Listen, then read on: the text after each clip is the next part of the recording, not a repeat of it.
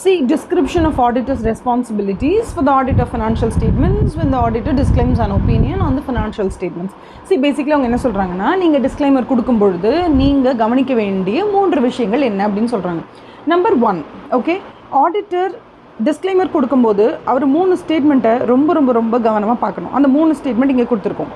Statement number 1, okay, standards on ஆடிட்டிங்கை follow பண்ணி தான் நாங்கள் எல்லா ஆடிட் ப்ரொசீஜர்ஸையும் பண்ணோம் அப்படிங்கிற ஸ்டேட்மெண்ட்டை தயவுசெய்து கொடுக்காதீங்க. பிகாஸ் நீங்கள் ஆடிட் பண்ணுறதுக்கு அவங்க உங்களுக்கு ஃபினான்ஷியல் ஸ்டேட்மெண்ட்ஸையோ டாக்குமெண்ட்ஸையோ பேங்க் டீட்டெயில்ஸையோ or any other supporting documents நமக்கு அவங்க கொடுக்கல.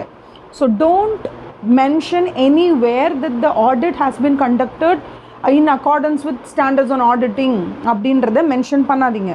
Number 2, what you should not do அப்படின்னு கேட்டால், நீங்கள் அந்த இடத்துல டிஸ்க்ளைமர் கொடுக்கும்பொழுது ஜென்ரலி நீங்கள் ஆடிட் ரிப்போர்ட் ரெடி பண்ணும்போது you will say that we have obtained sufficient appropriate audit evidence, இதை பேஸ் பண்ணி தான் நாங்கள் எல்லாம் பண்ணோம் அப்படின்னு சொல்வீங்க.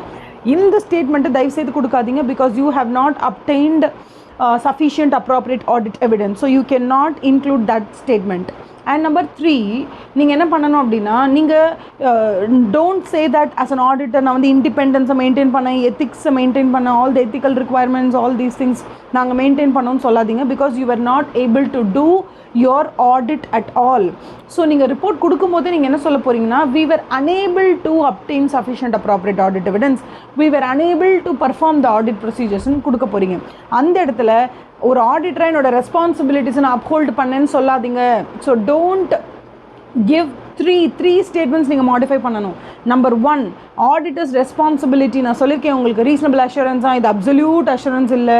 அப்புறம் professional scepticism, professional judgement, internal கண்ட்ரோலோட அண்டர்ஸ்டாண்டிங்னு நிறைய ரெஸ்பான்சிபிலிட்டிஸ் இருக்கும் ஒரு ஆடிட்டருக்கு. இந்த ரெஸ்பான்சிபிலிட்டிஸ் எல்லாம் வரிசை எழுதுவார் அவர் ஒரு ஆடிட் ரிப்போர்ட்டில்.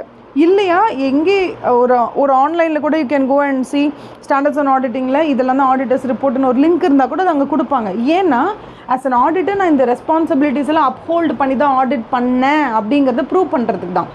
அதை மென்ஷன் பண்ணுறதுக்கு, ப்ரூவ் பண்ணுறது கூட இல்லை, அதை மென்ஷன் பண்ணுறதுக்கு, இதெல்லாம் என்னோடய ரெஸ்பான்சிபிலிட்டிஸ், இதெல்லாம் அப்ஹோல்டு பண்ணியிருக்கேன் நான் த்ரூ அவுட் த ஆடிட் ப்ரொசீஜர்ஸில் அப்படின்னு நீங்கள் மென்ஷன் பண்ணணும்ல. அது இங்கே மென்ஷன் பண்ணாதீங்க. ஏன்னா நீங்கள் அங்கே ஆடிட்டே பண்ணலை. ஓகே, பிகாஸ் உங்களுக்கு அங்கே ஆடிட் பண்ணக்கூடிய சிச்சுவேஷனே அமையல, they have not been supportive to you. So number 1, don't mention the auditor's responsibilities. Number 2, okay, don't mention that you have obtained the sufficient appropriate audit evidence. Number 3, don't you dare mention that you were independent or ethical requirements have been complied with. இது மூணுமே நீங்கள் அங்கே சொல்லக்கூடாது. These are the most important 3 paragraphs that should not be mentioned in your disclaimer of opinion. Okay, அந்த ரிப்போர்ட்டில் இந்த 3 நீங்கள் டெஃபினட்டாக you have to be very very very careful. Thank you.